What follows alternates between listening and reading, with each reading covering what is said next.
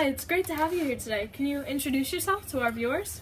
Thank you for having me. It's a pleasure. My name is Vivian Bazo. I'm 23 years old. I live in Harrisburg, Pennsylvania. I've lived here ever since I moved to the U.S. when I was 8 years old, and I came from Sicily, Italy.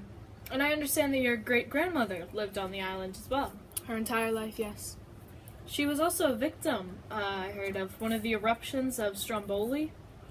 Well, you see, the volcano erupts nearly consistently every 20 minutes, so I'm not quite sure which eruption you're talking about. It erupts so often that it's called the Lighthouse of the Mediterranean, and it's one of the most active volcanoes in the world.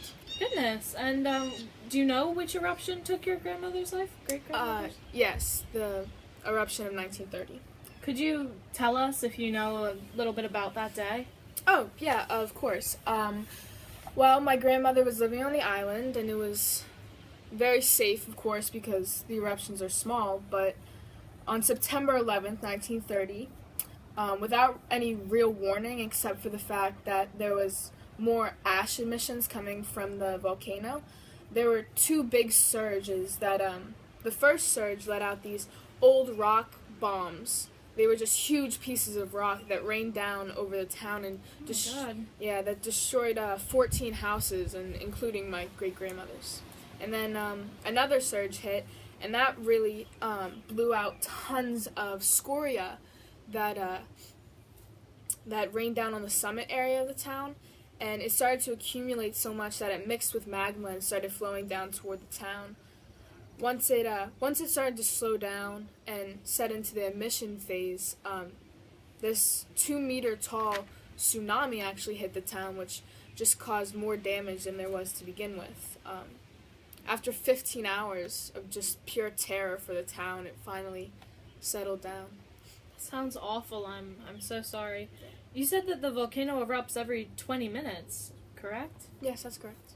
If that's the case, then wouldn't we be hearing about people dying and buildings being destroyed just every 20 minutes?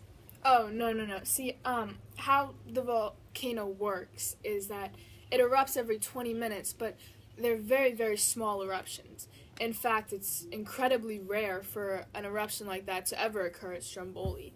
In fact, the volcano has a VEI rating of 1, which is incredibly small. So people actually live on the island today because usually the eruptions pose no threat at all to the inhabitants.